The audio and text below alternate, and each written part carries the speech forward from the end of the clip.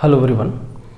आज के क्लास में हम लोग बात करेंगे बीएससी सेकेंड ईयर में यूनिट नंबर 2 जो रेडॉक्स रिएक्शन चल रहा था उसी के लास्ट सेगमेंट में हम लोग देखेंगे कि एक बड़ा सा टॉपिक है जो बुक में काफ़ी कॉम्प्लिकेटेड दिखता है, तो मैं उसमें बहुत शॉर्ट एंड स्वीट जितना ज़रूरी चीज़ें हैं उन्हीं की बात करूँगा। टॉपिक में देखना, हमको अगर हिंदी में बोलूँ तो धातु निष्कर्षण जो होता है उसमें रेडॉक्स अभिक्रिया के जो सिद्धांत है उसका क्या उपयोग है, यही इसका मुख्य टॉपिक है। तो हो सकता है केवल धातु निष्कर्षण बस लिख दे तो भी चलेगा, लेकिन हमको रेडॉक्स के पॉइंट ऑफ व्यू से समझाना है क्योंकि चैप्टर वही है, ठीक है। फिर यहाँ पर इंग्लिश में लिख दिया principle of the redox reaction in extraction of metal, या धातु निष्कर्षण में रेडॉक्स अभिक्रिया के सिद्धांत का उपयोग क्या है जरा देखें। ऊपर में ऐसा भी लिख सकते थे application of principle of redox reaction in extraction of metal, Hindi में सही लिखा हूँ, कंप्लीट कर दिया हूँ। धातु निष्कर्षण में रेडॉक्स अभिक्रिया के सिद्धांत का उपयोग।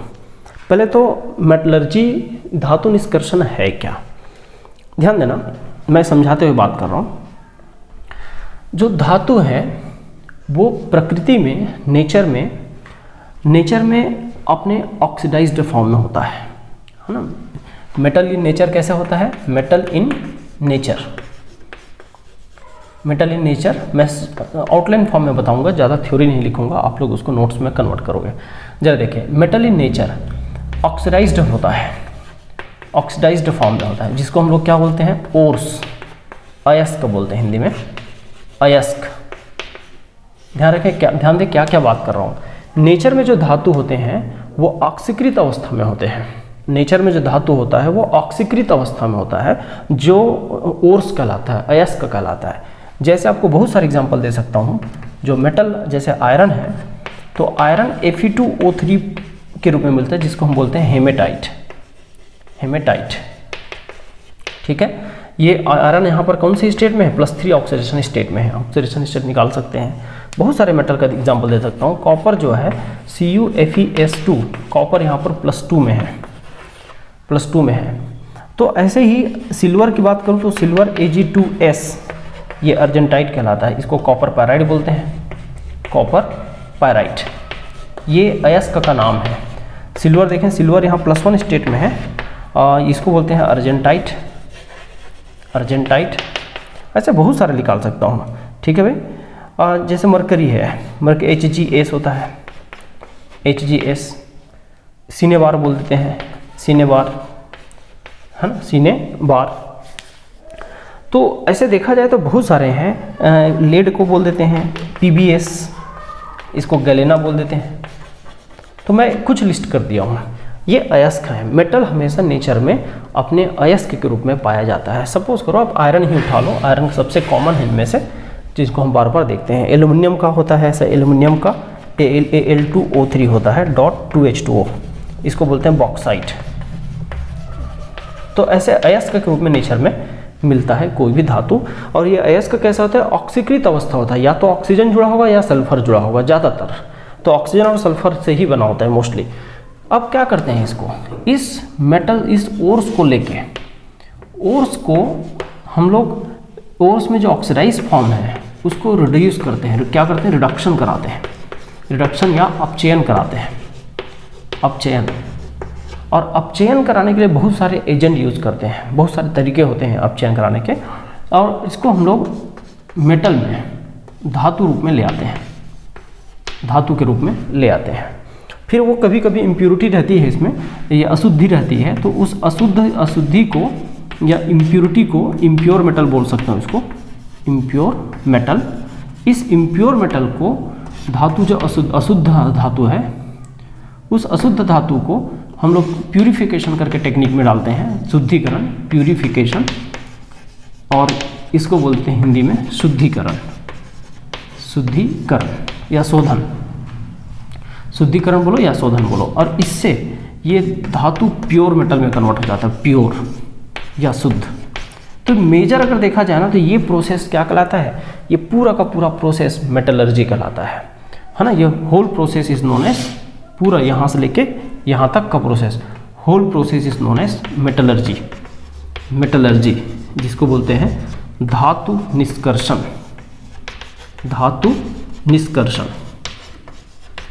हाँ ये याद रखें। मैं क्या बोला हूँ, अभी शब्दों में नहीं लिखाया हूँ, शब्दों में कम लिखा रहा हूँ, अब बाकी आप लोग अब शब्दों में अरेंज करोगे। क्या समझाया हूँ उसको बात करता हूँ। प्रकृति में आयरन, लोहा, लोहे के रूप में ना मिलके हमारे घरों में जो लोहे की छड़ होती है वो एक्चुअल में वो इस रूप में है, ये शुद्ध रूप है।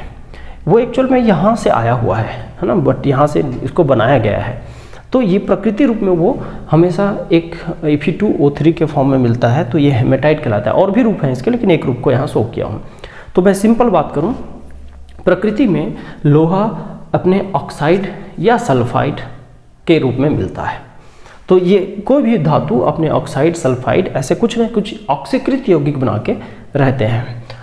फिर उनको हम लोग खन के निकालते हैं और अपचयन कराते हैं भट्टियों में, जैसे भिलाई स्टील प्लांट है ना, बहुत सारे स्पंज आयरन कंपनीज हैं, उनमें हम इसको रिड्यूस कराते हैं, रिडक्शन कराते हैं। और रिडक्शन करा के पहले इम्प्योर मेटल पाते हैं, फिर उसको बहुत सारे शुद्धिकरण के टेक्निक हैं, उस टेक्निक से गुजार कर शुद्ध लोहा प्राप्त करते हैं। तो ये जो ओर से अयस्क से लोहे शुद्ध धातु निकालने की जो टेक्निक है उसी को क्या बोलते हैं, धातु निष्कर्षण बोलते हैं। पहले तो धातु निष्कर्षण के बारे में ये जानना जरूरी था। तो धातु निष्कर्षण का अगर डेफिनेशन पहले आप क्या कैसे लिख लेना, पहले आप यहाँ पर डेफिनेशन लिख लेना कि धातु निष्कर्षण का मतलब कि धातु को अपने प्राकृतिक अयस्क रूप या ऑक्सीकृत रूप से अपचयित करके व शुद्धिकृत करके शुद्ध अपचयित रूप में प्राप्त करने की जो प्रक्रिया है वो कहलाती है धातु निष्कर्षण, है ना। द प्रोसेस ऑफ कन्वर्टिंग या conversion, process of converting the oxidised ores into pure reduced metal known as metallurgy. ये हो गया मेटलर्जी की डेफिनेशन, ठीक है, पहले इतना नोट करो।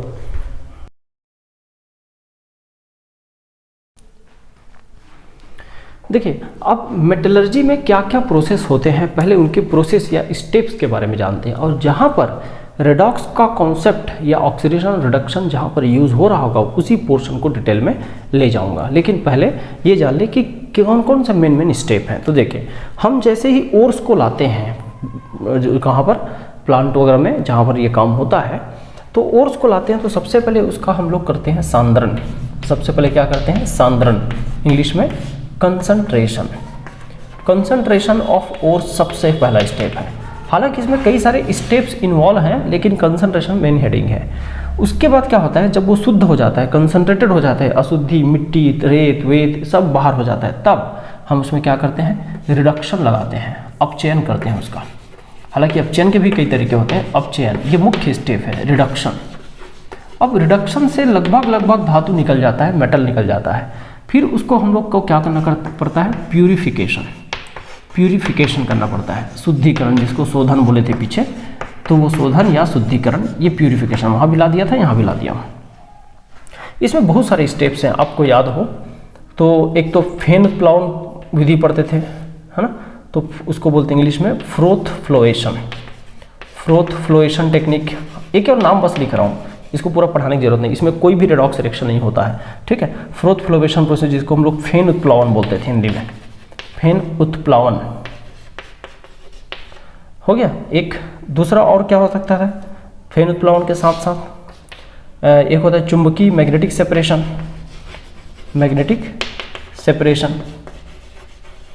सेपरेशन, चुंबकीय पृथक्करण।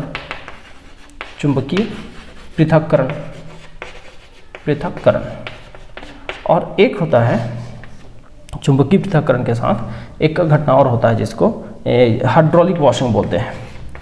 हाइड्रोलिक वॉशिंग में हम लोग उसको पानी से धोते हैं, जल योजन करने का विधि, जल द्वारा धोने का प्रोसेस है। ये तीन मेथड से ये काम संपन्न होता है। तो ये इतना इंपॉर्टेंट नहीं है, यहाँ कोई रिडॉक्स प्रोसेस नहीं है, सिर्फ ये है मिट्टी, धूल, जो एक्स्ट्रा खतरनाक मतलब अनयूज्ड पार्ट है ओर्स में, क्योंकि मिट्टी से जब खन के निकालते हैं तो कई प्रकार की अशुद्धियाँ होती है, फिर उसी सब अशुद्धियों को दूर करने का काम कर रहे हैं। सिर्फ और सिर्फ अयस्क बच जाए, बाकी अयस्क से अलावा जो भी चीज़ें हों हट जाए, ये यहाँ का टारगेट होता है। तो यहाँ पर कोई भी रिडॉक्स प्रोसेस नहीं होता, इसलिए इसको डिटेल में नहीं करना है। रिडॉक्स प्रोसेस यहाँ पर होगा, यहाँ पर भी थोड़ा बहुत होता है, इसको हमको थोड़ा सा डिटेल में ले जाना है। डिटेल में ले जाना है, क्या करना है, यहाँ देखना, यहाँ पर आपने देखा होगा एक विशेष प्रकार की भट्टी में होता है जिसको फर्नेस मतलब इसको ब्लास्ट फर्नेस बोल सकते हैं आप। कई सारे फर्नेस हैं लेकिन मैं ब्लास्ट फर्नेस बस की बात कर रहा हूँ, मतलब बहुत ज़्यादा एकदम डिटेल नहीं कर रहा हूँ। ब्लास्ट फर्नेस जिसको हम लोग बोलते हैं क्या, वात्या भट्टी में होता है, वात्या भट्टी में होता है। कहाँ पर होता है पहले याद रखना, ये कहाँ होता है, वात्या भट्टी में होता है। हाँ, इसमें करना क्या है, मेटल है, मेटल को यहाँ पर हम लोग क्या करेंगे, ऑक्सीडाइज फॉर्म है मेटल का, ऑक्सीडाइज MXOY ऐसा कुछ है ऑक्साइड वगैरह, तो मेटल का ऑक्सीडाइज फॉर्म को कोई रिड्यूसिंग एजेंट मिला देते हैं, रिड्यूसिंग एजेंट मतलब रिड्यूस करने वाला, और इस मेटल को शुद्ध ऐसा ऑक्साइड को छोड़ के रिड्यूस मेटल निकालना होता है, ये प्रोसेस है। लेकिन इसमें बहुत सारे स्टेप्स इन्वॉल्व हैं, स्टेप बहुत सारे हैं या टाइप बहुत सारे हैं इसके रिडक्शन के। अब इसको थोड़ी देर के लिए वेट करते हैं और पढ़ेंगे डिटेल में, थोड़ी देर के लिए वेट करते हैं। प्यूरिफिकेशन पे आ जाता हूँ। जैसे ये मेटल निकलता है ना, इसको मैं नीचे बता दूंगा, नीचे मतलब अगले बोर्ड में, पहले इसको मिटा के पहले आप यहाँ तक इसको समझ ले रहे हैं कि मेटल को रिड्यूस करना है किसी रिड्यूसिंग एजेंट के जरिए। अब रिड्यूसिंग एजेंट बदलूंगा तो कई टाइप बन जाएगा। हाँ, शोधन क्या है, शोधन में कई तरह से विधि होता है। किसी को शोधन में सबसे जो मुझे या रिडॉक्स के सेंस में जो मेथड लगाना है वो है electrolytic refining, electrolytic refining, refining English वाले सुन के लिख लेना, रिफाइनिंग, विद्युत अपघटनी शोधन, विद्युत अपघटनी शोधन, विद्युत अपघटनी शोधन। इसी बस में रेडॉक्स का कॉन्सेप्ट यूज़ होता है और कोई भी शोधन प्रक्रिया है उसमें ज़्यादातर रेडॉक्स के कॉन्सेप्ट यूज़ नहीं होता। ये अच्छा कॉन्सेप्ट है इसमें, है ना, जिसमें इलेक्ट्रोलाइटिक घटना होता है। करते क्या है इस विधि में, हमेशा क्या होता है, एक बॉक्स होगा, एक एनोड होता है ना, एक एनोड और एक कैथोड। मैं कैथोड को एकदम पतला रखा हूँ, इसको बाहर से करंट से जोड़ देते हैं, प्लस इंड माइनस इंड। क्या करते हैं, यहाँ प्योर इम्प्योर धातु का, इम्प्योर मेटल का एनोड बनाते हैं और एकदम प्योर बाहर से पहले से तैयार जो प्योर हो चुका है उस प्योर का कैथोड बनाते हैं। ये एनोड है, ये कैथोड है। तो और एक कोई सॉल्यूशन है। तो होता क्या है, मेटल का एनोड का ऑक्सीडेशन होता है और यहाँ जो मेटल है वो मेटल से मेटल प्लस बना के यहाँ पर मेटल N प्लस बना के यहाँ तक आ जाता है और फिर कैथोड में यही जाके शुद्ध रूप में जम जाता है और अशुद्धि इसी सॉल्यूशन में रुक जाती है, क्योंकि रिडक्शन उसी का होगा जो पार्टिसिपेट कर रहा है। तो देखिए क्या होगा, शुद्ध मेटल ऑक्सीडेशन होके यहाँ पर उतरेगा और जो ऑक्सीडाइज्ड मेटल है वही ऊपर जाके यहाँ पर जमते जाएगा, जिससे ये मोटा रखते हैं ये तार मोटा है, मोटा धीरे धीरे गलते जाएगा और जो पतले तार पर एक परत जम के वो मोटा होते जाएगा। तो इस तरह से इम्प्योर उतरते जाता है और प्योर यहाँ चल देता है, इम्प्योरिटी यहाँ रुक जाती है। तो इस तरह से काम होता है, यहाँ ऑक्सीडेशन, यहाँ पर अपचयन। ये है विद्युत अपघटनी शोधन जिसमें रिडॉक्स प्रोसेस यूज हो रहा है। लेकिन अब ये मेन पोर्शन बच गया, तो इस मेन पोर्शन को भी और नीचे 3 प्रकार में बनाऊंगा। आप इसी के नीचे बीच से ऐसे 2 भाग करके कंटिन्यू, 3 भाग करके कंटिन्यू कर सकते हैं, ठीक है। और अगर अलग अलग लिखना चाहें तो अलग अलग लिख सकते हैं, आपकी मर्जी। मैं तो चाहूँगा आप जैसा मैं लिखा रहा हूँ वैसे ही बीच के हिस्से को 3 भाग करके आगे कंटिन्यू कर लेना। मैं इस बोर्ड को साफ करके इसी के नीचे कंटिन्यू करूँगा। देखिए, मेटल का जो ऑक्सीडाइज्ड मेटल है या प्योर ऑक्साइड जो आया, उस ऑक्साइड को जब हम रिड्यूस करते हैं तो एक ब्लास्ट फर्नेस में भी करते हैं और एक अदर फर्नेस में भी करते हैं। तो जब ब्लास्ट फर्नेस में करते हैं तो हाई टेम्परेचर पर कार्बन के साथ होता है रिडक्शन। ये वाला ब्लास्ट फर्नेस वाला है, बाकी दूसरे मेथड से है, ठीक है। अन्य मेथड जो कहीं कहीं यूज़ करते हैं उनके बारे में लिख दिया हूँ। तो भाई कार्बन सबसे कॉमन है। कार्बन का देखें कैसे करते हैं, तो कार्बन का रिडक्शन कैसे होता है कि मेटल को जब हम कार्बन से रिएक्शन कराते हैं तो मेटल तो ऑक्साइड में कन्वर्ट हो चुका है ना भाई। तो यहाँ से क्या बनता है, मेटल रिड्यूस हो जाता है और CO कार्बन का कार्बन मोनोऑक्साइड या कार्बन डाइऑक्साइड बनता है, फाइनली कार्बन डाइऑक्साइड बनता है, ठीक है। तो ऐसे बहुत सारे एग्जाम्पल हैं और कुछ मेटल के थ्रू भी होते हैं, है ना, मतलब किसी अदर मेटल का ऑक्साइड है, किसी दूसरा मेटल से रिड्यूस करा दिए, और हाइड्रोजन के थ्रू होता है। जैसे मैं देखते जाना, मैं कुछ रिएक्शन एग्जांपल देते जाता हूँ। जैसे यहाँ पर Fe3C Fe3O2 है, Fe2O3 ऐसा है मेरे पास। इसको हमने कार्बन से रिएक्शन कराया तो ये CO2 बना लेगा प्लस आयरन बना लेगा, ठीक है भाई। हाँ भाई। तो CO2 और आयरन बैलेंस आप कर लेना, इसको ट्वाइस करके यहाँ 4 कर देना, 3 दूनी 6 और यहाँ पर 3 दूनी 6, ऐसे बैलेंस आप कर लेंगे। मैं बस एग्जांपल दे रहा हूँ। जिंक ऑक्साइड, कार्बन से जिंक बनेगा और ये कार्बन मोनोऑक्साइड बना लेगा इस तरह से। मैग्नीशियम ऑक्साइड, कार्बन, तो कार्बन यहाँ पर मैग्नीशियम और प्लस कार्बन मोनोऑक्साइड, इस तरह से ये कार्बन मोनोऑक्साइड फर्दर एक बार और रिड्यूस करके, जैसे ये हो गया, अब कार्बन मोनोऑक्साइड क्यों बन गया ऐसा दिमाग में आता है, तो ये कार्बन मोनोऑक्साइड क्या करेगा, फिर एक बार मैग्नीशियम ऑक्साइड से रिएक्शन करके ये फिर मैग्नीशियम छोड़ देगा और ये खुद CO2 बन जाएगा। कहने का मतलब कार्बन मोनोऑक्साइड जहाँ बन रहा है वहाँ 2 स्टेप में होता है रिएक्शन, ठीक है। बाई अदर मेटल रिएक्शन चल रहा है, हम किसी उसमें किसी बाहर का कोई रिड्यूस्ड मेटल और मिला दें, जैसे देखिए कोई एग्जांपल के तौर पे Mn3O4 दिया है मेरे को, Mn3O4 मैग्नीज का ऑक्साइड है, इसमें मैंने एल्युमिनियम मिला दिया, हुआ क्या, Al2O3 बना लिया, ये जो है वो Al2O3 बना दिया और प्लस मैग्नीज बाहर हो गया। अब थोड़ा बैलेंस करना पड़ेगा, जैसे मैंने यहाँ 3 बैलेंस किया, 3 चौके 12 और ये कितना हो जाएगा, 3 तिया 9 और 12 हो गया तो 4 तिया 12 और 4 दूनी 8, ये लीजिए ऐसे।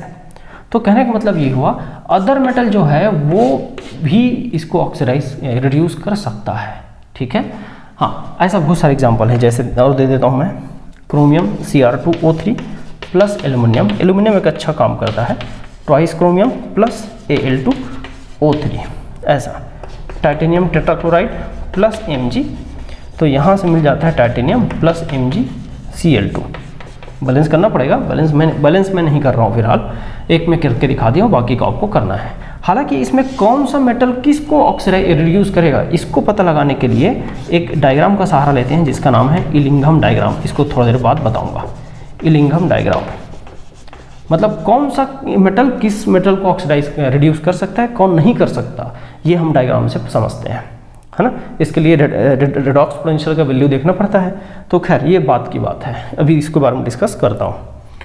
तो अभी मैंने जैसे टाइटेनियम को रिड्यूस करने के लिए मैग्नीशियम यूज़ किया, मैग्नीशियम को रिड्यूस करने के लिए टाइटेनियम यूज़ नहीं कर सकता, उल्टा नहीं हो सकता, ये याद रखना, है ना। जैसे क्रोमियम को रिड्यूस करने के लिए मैंने एल्युमिनियम यूज़ किया, लेकिन एल्युमिनियम के ऑक्साइड को क्रोमियम से रिड्यूस नहीं किया जा सकता, उल्टा कभी संभव नहीं होता। तो यही पता लगाने के लिए एक डायग्राम दिया गया है जिसको बोलते हैं इलिंघम डायग्राम, है ना। स्कूल का टॉपिक है पर बात करेंगे इस पर थोड़ा सा। कुछ हाइड्रोजन तो एक अच्छा अपचायक है ही, है ना, रिड्यूसिंग एजेंट है। तो फिर वो देखना, कुछ एग्जांपल मैं दे रहा हूँ, जैसे कोबाल्ट, थ्राइस, O4 और हाइड्रोजन। तो ये क्या बना देगा भाई, यहाँ से कोबाल्ट और H2O यहाँ से 4 कर देता हूँ, तो यहाँ से 4H2 4 दूनी 8, ये लीजिए ऐसे। तो इस तरह से ये हाइड्रोजन भी रिडक्शन कर देता है। यहाँ याद रखने का कि ये एक पैटर्न है, लेकिन बीच में ये जो है यहाँ पर बहुत सारे मेटल आपस में एक दूसरे को कर रहे हैं। तो कौन सा मेटल किसको कर सकता है, किसको नहीं कर सकता, इसको एक लॉजिक से सॉल्व करेंगे। उस लॉजिक के बारे में बात करता हूँ। पहले आप ये पूरा आउटलाइन ख़त्म करिए, यहाँ तक एक अच्छा नोट्स तैयार कीजिए, जैसा मैं आउटलाइन बताया वैसा ही नोट्स तैयार कीजिए, इतना ही सफिशिएंट होता है। चलिए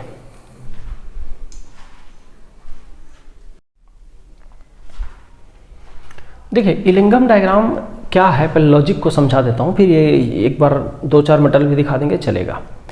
इलिंघम डायग्राम में पहला तो डेल्टा जी पहले तो किसके लिए बनाया गया, तो एक प्रोसेस के लिए बनाया गया जिसमें मेटल, किसी भी मेटल को ऑक्सीजन से रिएक्शन करा के MXOY ऐसा बनाया गया, मतलब कोई ऑक्साइड चाहे वो वैलेंसी के हिसाब से।